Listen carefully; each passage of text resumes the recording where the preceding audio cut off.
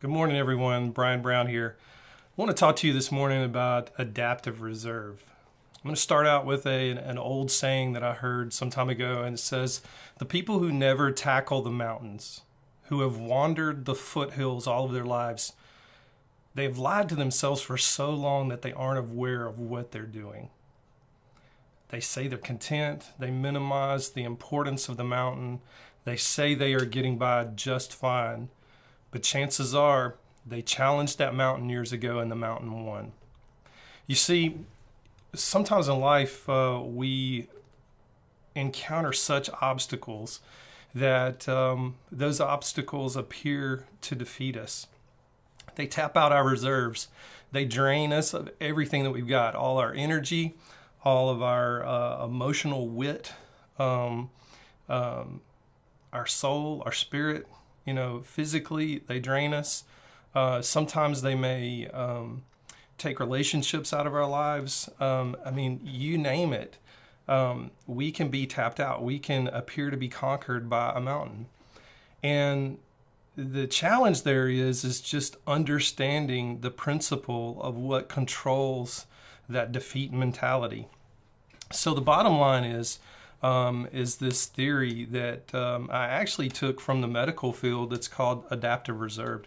It's used in functional medicine a lot, but it applies here. It applies on so many different levels. And adaptive reserve goes something like this. Now, imagine a reservoir, a body of water, a lake, you will, that is dammed on one end. And so on one end, you have a dam, a spillway with gates that control the outflow of water.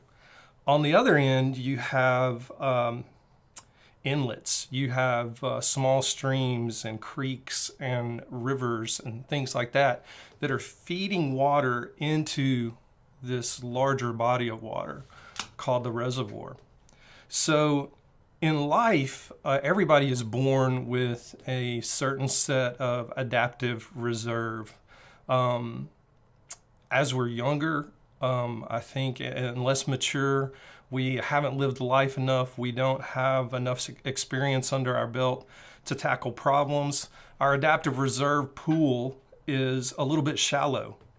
But over time, if life doesn't hit us too hard and open the spillway up, so to speak, and drain out the reservoir, over time that reservoir will fill up. It'll fill up with wisdom and good energy, good people in our lives, and things like that.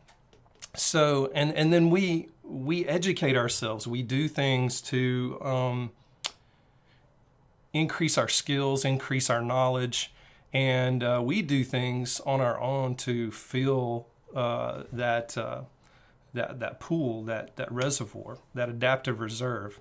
So we want a healthy adaptive reserve. And sometimes circumstances will come along and you'll be hit with something that will just open up the floodgates, and your adaptive reserve will start draining drastically. And it's at that point where it's draining so fast that you can't get a handle on it, or the reservoir actually drains completely. It's back down to its original river or creek that you can't control it. It seems like there's nothing you can do.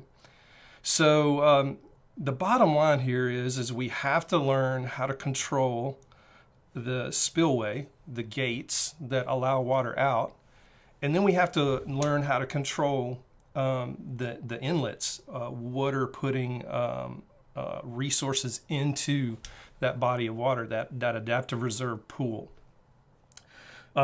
Sometimes you can't control the floodgates. Sometimes the floodgates just happen. You get diagnosed with cancer, the floodgate happened.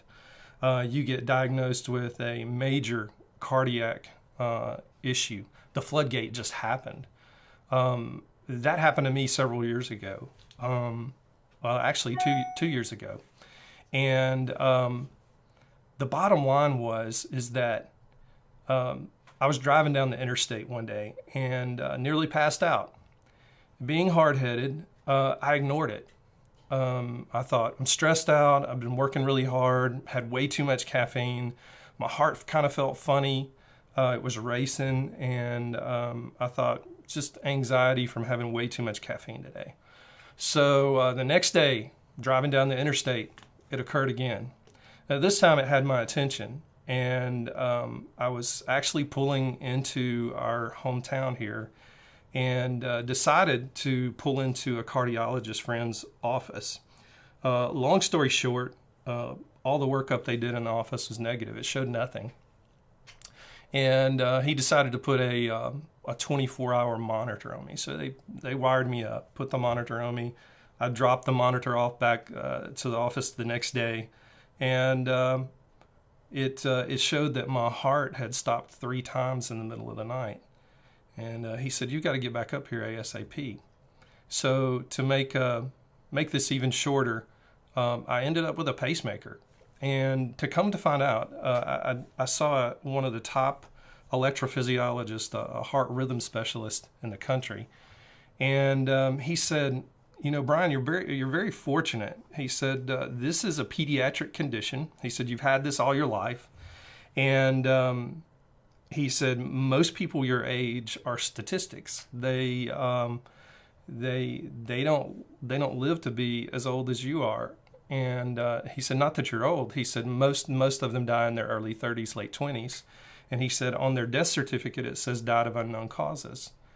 Now, I could have let that drain my entire pool, my adaptive reserve pool, all my resources. It was definitely a floodgate in my life. But I chose not to let it drain me.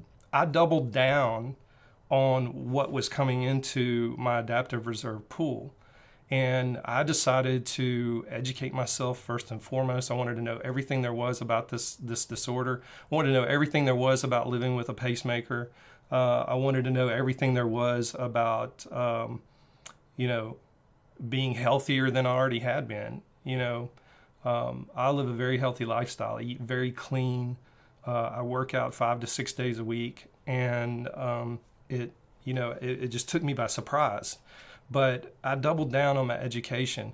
I doubled down on the things that I was putting into my life, and the positive reading. I have an Audible account.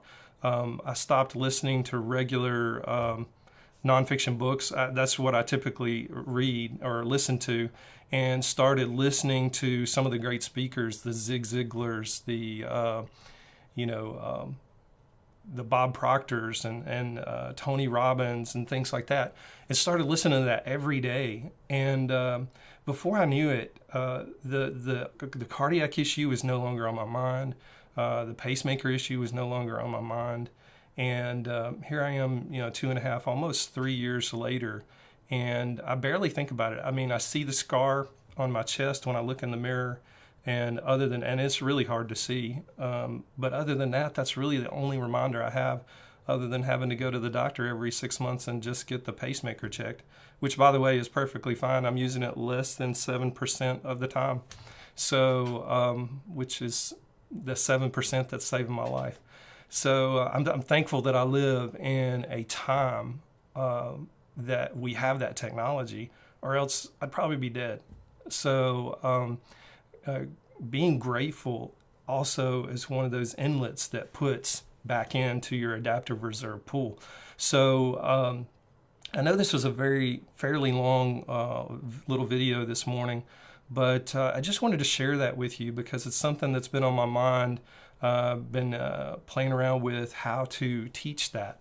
And I think adaptive reserve, understanding that theory, will help you in understanding yourself and understanding how you handle stress and understanding how to overcome stress, because sometimes you can't control the floodgates. But if you can't control the floodgates, you can definitely control the inlets, those things that are putting into your adaptive reserve pool. So I hope this was helpful to you, and have a good day.